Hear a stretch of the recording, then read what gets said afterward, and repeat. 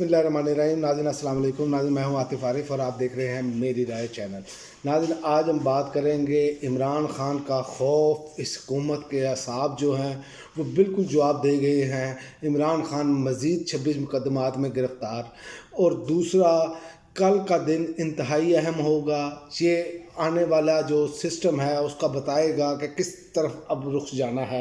हुकूमत का क्या अब कौन सा कोई वारदात डालेगी या नहीं डालेगी। वैसे तो वारदातें इन्होंने डालनी है। और तीसरा ये है कि करम तनाज़ा जो है उस पर फ्री कैन के दस्तखत, उस पर भी बात करते हैं। और ब्लूमबर्ग ने जो पाकिस्तानी करेंसी को एशिया की कमज़ोर तरीन करेंसी करार दिया, ये भी इस हुकूमत का कारनामा है, इस पर भी बात करेंगे। लेकिन सबसे पहले मैं आपको बताऊं कि इमरान ख़ान का जो खौफ है इन पर, वो इस तरह सवार है कि इमरान ख़ान बाहर आएगा तो क्या हो जाएगा। क्योंकि पहले इन्होंने जेल में अपनी अना को तस्कीन देने के लिए भेजा, अब जेल से के अंदर रखना भी मुश्किल हुआ है। आलमी दबाव है, इंटरनेशनल दबाव ने इनकी नींदें हराम की हुई हैं। और रजीम चेंज जो अमेरिका से शुरू हुआ था, और ट्रंप का जो ये ऐलान करना कि हम जो है डीप स्टेट एक्टर जो हैं, जो बैकडोर पे जो काम करते हैं, उनके ख़िलाफ़ सख्त एक्शन लिया जाएगा। तो जब अमेरिका में इनके ख़िलाफ़ एक्शन लिया जाएगा तो हमारे यहाँ तो इन लोगों की औकात ही कोई नहीं है उनके सामने, क्योंकि वो आका हैं, ये खुद कहते हैं कि हम वेंटिलेटर पर हैं। तो मसला इन पर बना पड़ा है। अब ये दोनों तरफ से फंसे हुए हैं। इमरान ख़ान को निकालें या ना निकालें। निकालें तो कैसे निकालें, जेल में रखें तो कैसे रखें, क्योंकि आलमी दबाव बढ़ता चला जा रहा है। तो जुर्म पे जुर्म इतने कर लिए हैं कि ये बचना इनके लिए मुमकिन ही नज़र आ रहा। और उसी चक्कर में इन्होंने देखें कि इमरान ख़ान मज़ीद 26 मुकदमात में गिरफ़्तार है। रिपोर्ट अदालत में पेश की गई है। रिपोर्ट के मुताबिक 38 मुकदमात में इमरान ख़ान को सप्लीमेंट्री बयान के बाद नामजद किया गया। इमरान ख़ान के ख़िलाफ़ 9 मुकदमात में तफ्तीश ही मुकम्मल नहीं हो सकी। और आप देख लें 500 से ऊपर दिन हो चुके हैं। इमरान ख़ान इनकी हिरासत में है, इनकी कैद में है, लेकिन इनकी तफ्तीश मुकम्मल नहीं हुई। ये दायरे बंद कर देने चाहिए। ये लेने क्या बैठे हैं। ये वो लोग हैं जो कौम के टैक्स के पैसों पर पल रहे हैं और कौम का ही खून चूस रहे हैं। तो ये वो चीज़ें हैं जिन्होंने सवालात खड़े किए हैं। एक बंदा ना तो वो है भी हुकूमती तहवील में है, रियासती तहवील में है, और उसके बारे में आप देख लें कि ये कह रहे हैं 9 मुकदमात में तफ्तीश ही मुकम्मल नहीं हो सकी। अब इनको तो फिर घर बिठाना चाहिए, जितने भी ये लोग हैं जो ये तफ्तीश जो मुकम्मल नहीं कर सके। जब तक ऐसा कोई मामला नहीं होगा मुल्क आगे नहीं बढ़ सकता। तो ये चूँकि सियासी मुकदमात हैं, इसलिए इन्होंने लटका कर रखा हुआ है ताकि इमरान ख़ान को ज़्यादा से ज़्यादा जब अब तक हम चाहें जेल में रख सकें, लेकिन अब रखना मुमकिन नज़र नहीं आ रहा। रिपोर्ट में मज़ीद बताया गया कि इमरान खान के ख़िलाफ़ 48 मुकदमात में नामुकम्मल चालान जमा करवाए गए। इमरान खान के ख़िलाफ़ एक मुकदमा में मुकम्मल चालान जमा करवाया गया है। तो ये इनकी हालत है जो अदालत में इन्होंने रिपोर्ट पेश की है। तो इनके पल्ले कुछ नहीं है, ये प्रेशर में है और पूरी कोशिश कर रहे हैं किसी तरीके से ट्रंप इंतज़ामिया हलफबरदारी तकरीब में इनको बुला ले। सारा जोड़ तोड़ हो रहा है, चाहे बिलावल को बुला ले, चाहे शहबाज शरीफ को, कोई ना कोई बंदा हमारा यहाँ से चला जाए ताकि हम कोई बयानिया बना सकें। लेकिन इनके दिन जो है ना वो सही नहीं चल रहे इनके लिए। उसकी वजह यह है कि 3 साल इन्होंने जो जबर और जो जुल्म और जो जारी रखा हुआ है वो आपके सामने है। एजाज चौधरी बीमार आदमी, हार्ट पेशेंट, मियाँ महमूद रशीद आपके सामने हैं, बीमार हैं। उमर सरफराज चीमा, उनके साथ क्या सलूक किया गया। और सबसे बढ़कर डॉक्टर यास्मीन राशिद जो कैंसर सर्वाइवल हैं, उनके साथ क्या सलूक किया गया है। अभी तक जेल में रखा हुआ है। किसकी खुशनुदी के लिए? कि जिनको सीट जीत कर फार्म 39 की दी गई है, उनकी खुशनुदी के लिए रखा गया है। और इश्तिहारों में ये हुकूमत ने महंगाई भी ख़त्म कर दी है।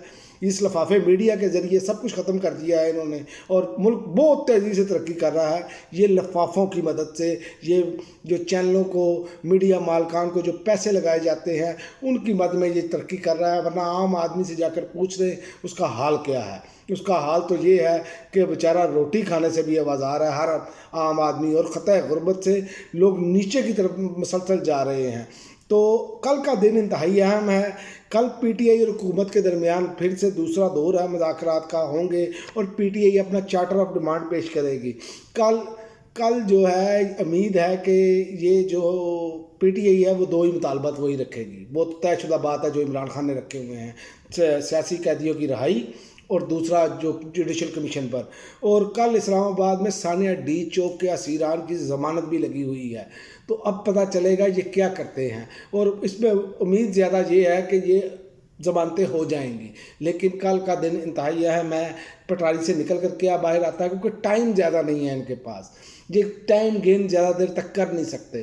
تو لہٰذا پی ٹی آئی کی جو باہر کمپرومائز کی عادت ہے, اگر ہے کمپرومائز تو ان کا بھی پتہ چل جائے گا, کیونکہ یہ ان دنوں میں چلنا ہے. اس کی وجہ یہ ہے جو کمپرومائز کی عادت ہے یہ کر کچھ نہیں سکتی. جو کچھ کرنا ہے عمران خان اور عوام نے کرنا ہے, کسی کے ہاتھ میں کچھ نہیں ہے. اس لیے یہ ملک آگے نہیں بڑھ پا رہا کیونکہ عوام تیار نہیں ہے. اور ایک اچھی خبر یہ ہے کہ کرم تنازع کو ہارڈ گرینڈ جرگے میں فریقین نے احمد معاہدے پر دستخط کر دیے ہیں. تو یہ تو ایک بڑی اچھی خبر ہے کہ ایک امن کی طرف کام جائے گا, جو کہ بہت زیادہ بڑھتا چلا جا رہا تھا.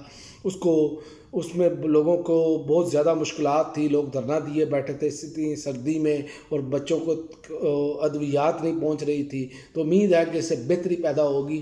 اور آخر میں آپ کو بتا دوں, بلومبرگ نے پاکستانی کرنسی کو ایشیا کی سب سے کمزور کرنسی قرار دیا ہے.